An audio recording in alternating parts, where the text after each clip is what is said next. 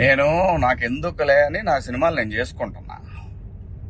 Yes, Amaravati విషయంలో శివాజీ ఎప్పుడైనా మాట్లాడతాడు, ఎప్పుడైనా ఏ పార్టీతో అయినా ఎదురెళ్ళి మాట్లాడతా. అది రైతుల కష్టం. ఆ కష్టాన్ని మీరు మీ ఇష్టం వచ్చినట్టు ఎవరికాళ్ళు వాడేసుకుందామంటే చూస్తా ఊరుకోం. ఏంటి, నేను ఈ సినిమా రిలీజ్ ముందు ఇచ్చిన ఇంటర్వ్యూ మీ అందరికి చాలా ఇబ్బందిగా అనిపించింది కదా. నేను ఎప్పుడైనా మాడతా గురు, ఎవడికి భయపడను. మీలాగా ఆడెవడో ఇచ్చే పేటిఎం డబ్బుల కోసం నా బతుకు నడిస్తే చాలులే అని అనుకుని పోయే రకాన్ని కాదు నేను. అలాగైతే మీ అందరూ తెలుసో లేదో, నేనే ఒక వ్యవస్థను ఏర్పాటు చేయగలిగినోడిని నేను కాదు. ఈ బతుకిచ్చింది మనకి జనం, అది నాకైనా రాజకీయ నాయకులకైనా. మధ్యలో పేటిఎం గాళ్ళు ఉన్నారు చూసారా మీరు, మీ అందరూ ఈ సినిమాని ఆపగలరేమో, మీరు శివాజీని ఆపలేరుగా. ఏంటి, సినిమాని ఎలా ఆపగలరు మీరు?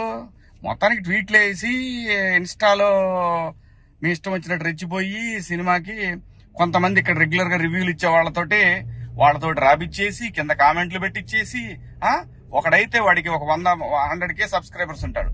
సినిమా రిలీజ్ కూడా కాల. ఆశ్చర్యపోయాను నేను, ఏంటి ఏదో తేడా కొడుతుంది అనుకున్నా. అయినా నేను కంప్లైంట్ ఇద్దాం అనుకున్నా, అయినా వద్దు పిల్లనాళ్ళు బాధపడ్డాను. కానీ రే, పేటిఎం బ్యాచ్ నన్ను తగులుకుందాం అనుకుంటే మీ ఓడికే ప్రమాదం. గుర్తుపెట్టుకోండి, నేను జనం కోసం బతికే మనిషిని, జనం డబ్బుల కోసం బతికే మనిషిని కాదు. వద్దు గురు, నా జోలి వద్దు. జగన్ గారు, నేను మళ్ళీ చెప్తున్నా, నాకు రాజకీయాలు వద్దు. నాకు కావాల్సింది, నేను అమరావతి రైతుల కోసం నిలబడ్డాను, జనం కోసం నిలబడతా. అది ఏ పార్టీ అయినా, అది మీరైనా ఇంకో పార్టీ అని ఎవరైనా సరే, ఎదురొస్తే జనానికి ఎదురొస్తే మాత్రం నేను నిలబడతా. కానీ నేను మాట్లాడుకుందా ఇంక నుంచి. నేను డైరెక్ట్ గా అడుగుతా పిఎం గారినే, ఈ దేశంలో సిబిఐ మీద నమ్మకం ఉండాలంటే, సిబిఐ మీద నమ్మకం కుదరాలంటే ఫస్ట్ కేసులను రాజకీయ నాయకులందరినీ కూడా పక్కన పెట్టి, రాజకీయాల నుంచి పక్కన పెట్టి, వాళ్ళు మంచోళ్ళ చెడ్డోళ్ళ అని తేలిన తర్వాత వాళ్ళని పాలిటిక్స్ లో ఉండే విధంగా చేయగలిగితే బాగుంటదని పిఎం గారిని కూడా అడుగుదాం అనుకున్నా. ఇక నుంచి మేము రోజు అడుగుతా. ఇక నుంచి మీకు రోజు నా జోలు రావద్దు. నేను నా బతుకు నేను బతుకుతున్నా, నిజాయితీగా బతుకుతున్నా. ఏ రాజకీయ పార్టీ దగ్గర పోయి చేయి జాపలా. మీరంటే భయపడతామా? ఏం చేస్తారు రబ్బాయ్? మీ గవర్నమెంట్ ఉన్నప్పుడే ఏం చేయలేకపోయారు. నన్ను ఎందుకు చేయలేకపోయారు తెలుసా?